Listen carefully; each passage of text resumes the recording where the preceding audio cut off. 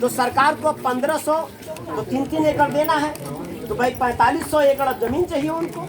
तो 4500 एकड़ के लिए तेलंगाना सरकार ने क्या किया, विज्ञापन निकाला, टेंडर निकाला और कहा कि भाई देखो ब्रह्मपुर ब्लॉक में हमको 1500 एकड़ जमीन खरीदना है सरकार को। जिनके पास भी 12 एकड़ से ज्यादा जमीन है वो आवे हमारे पास और अपनी जमीन बेचना चाहते वो हमको आके बेच दे। मतलब 5 एकड़ से ज्यादा वहाँ की सरकार ने कहा कि 5 एकड़ से ज्यादा जिनके भी पास जमीन हो वो अपनी जमीन आवे और सरकार के पास वो बेच दे। तो भाई सरकार ने इतना अच्छा प्रस्ताव रखा कि जिस जमीन की कीमत 1 रुपया है सरकार कहेगी हम 5 रुपया दे रहे हैं। तो लोग लाइन लगा के अपनी जमीनें ले गए सरकार के खाते में जमा कर दिए और 1 रुपया की जमीन 5 रुपया कीमत लेके घर चले आए।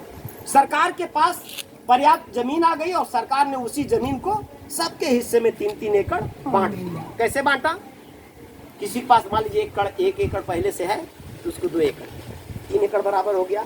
किसी के पास 2 एकड़ पहले से है तो उनको 1 एकड़ और दे दिया, उनका भी 3 एकड़ बराबर हो गया। किसी के पास एक भी जमीन नहीं है तो उनको 3 एकड़ दे दिया, उनका भी 3 एकड़ बराबर हुआ। तो सरकार ने पूरा प्लान किया। अब आप बताइए इतना ज्यादा सरकार ने जमीन लिया, उसके लिए कोई दंगा हुआ, कोई विवाद हुआ? कुछ नहीं, क्योंकि जिनके पास जमीन ज्यादा थी वो कुछ कर ही नहीं पा रहे थे, जमीन उनके लिए बेकार था।